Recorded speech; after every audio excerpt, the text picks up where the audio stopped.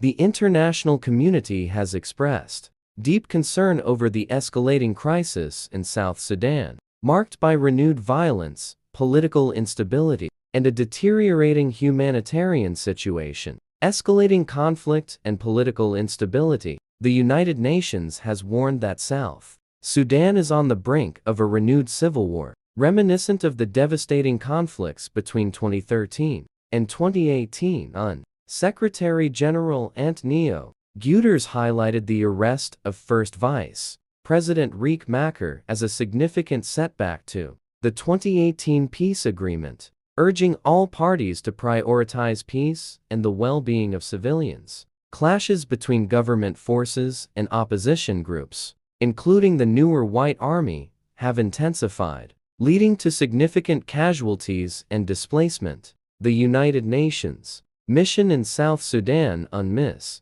has reported attacks on its personnel and facilities, further complicating peacekeeping efforts. Humanitarian crisis and aid challenges. The ongoing conflict has severely impacted humanitarian operations. Fighting along the Nile River has obstructed vital aid deliveries to over 60 malnourished children in Upper Nile State.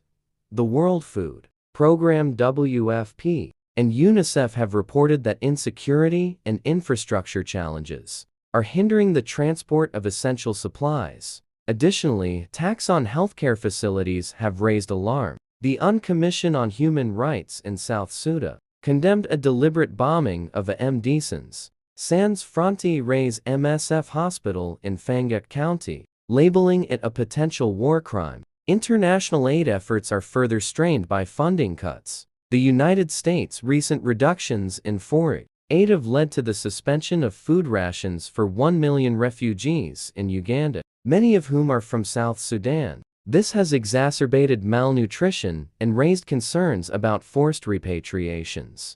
Diplomatic efforts and international responses. Regional and international actors are actively seeking solutions to the crisis. The Intergovernmental Authority on Development (IGAD) has called for restraint and dialogue among conflicting parties. Meanwhile, the Tumaini Peace Initiative, led by Kenya, aims to incorporate holdout groups into the peace process.